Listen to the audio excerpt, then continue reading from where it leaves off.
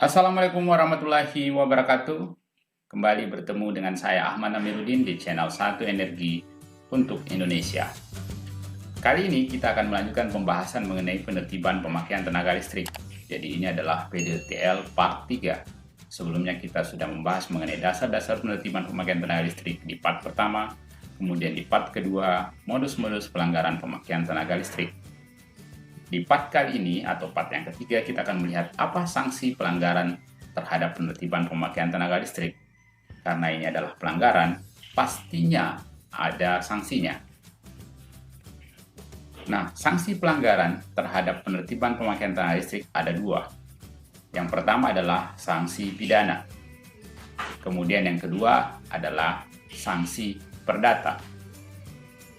Terkait dengan sanksi pidana, itu disebutkan di Undang-Undang Nomor 30 Tahun 2009 tentang Ketenagalistrikan di Pasal 51 Ayat 3, bahwa setiap orang yang menggunakan tenaga listrik yang bukan haknya secara melawan hukum dipidana dengan pidana penjara paling lama 7 tahun dan denda paling banyak 2,5 miliar rupiah. Artinya bahwa menggunakan tenaga listrik yang bukan haknya ini ada sanksinya dan ada pidananya, dan itu bisa dikurung paling lama 7 tahun. Kalau kita lihat lebih detail di pasal sanksi pidana ini, yang diancam adalah setiap orang yang menggunakan tenaga listrik yang bukan haknya secara melawan hukum. Sehingga pasal ini tidak melihat siapa yang menyambung, siapa yang mengutak-atik, tetapi lebih mengarahkan siapa yang menggunakan. Sehingga ketika Anda punya niat jahat untuk menggunakan listrik yang bukan hak Anda, kemudian menyuruh orang lain, teknisi atau orang yang pintar listrik untuk menyambung listrik, mencantol atau mengutak-atik KWH meternya, maka Anda adalah pelaku utama berdasarkan pasal 51 ayat 3 ini. Kemudian yang kedua, kalau Anda lihat, itu ancaman pidananya 7 tahun penjara. Sehingga menurut Kitab Undang-Undang Hukum Acara Pidana, ancaman pidana lebih dari 5 tahun itu dapat dilakukan penangkapan dan penahanan. Sehingga ketika ditemukan menggunakan listrik atau mencuri listrik, Anda bisa ditahan dulu sebelum dilakukan persidangan.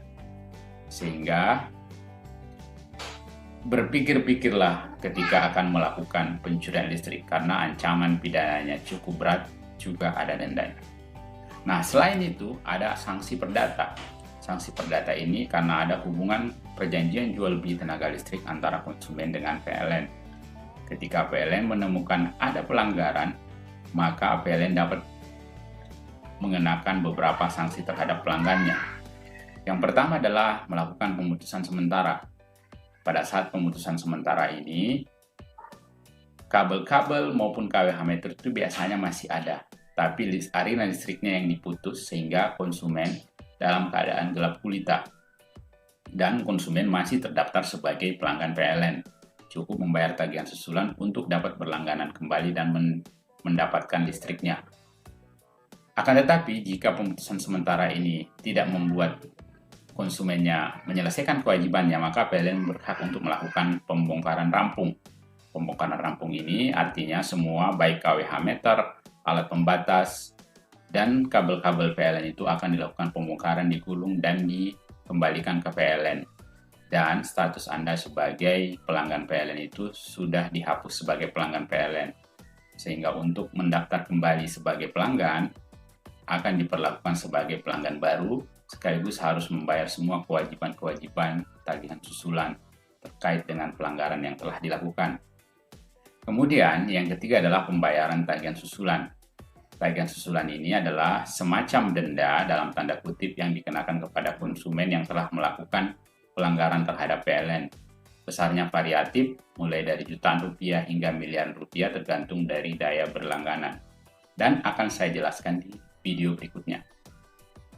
Kemudian selain itu, selain membayar biaya tagihan susulan, pelanggar ini juga akan dikenakan pembayaran biaya P2T lainnya, yaitu biaya materai, biaya penyegalan kembali, penggantian material, dan pemasangan kembali.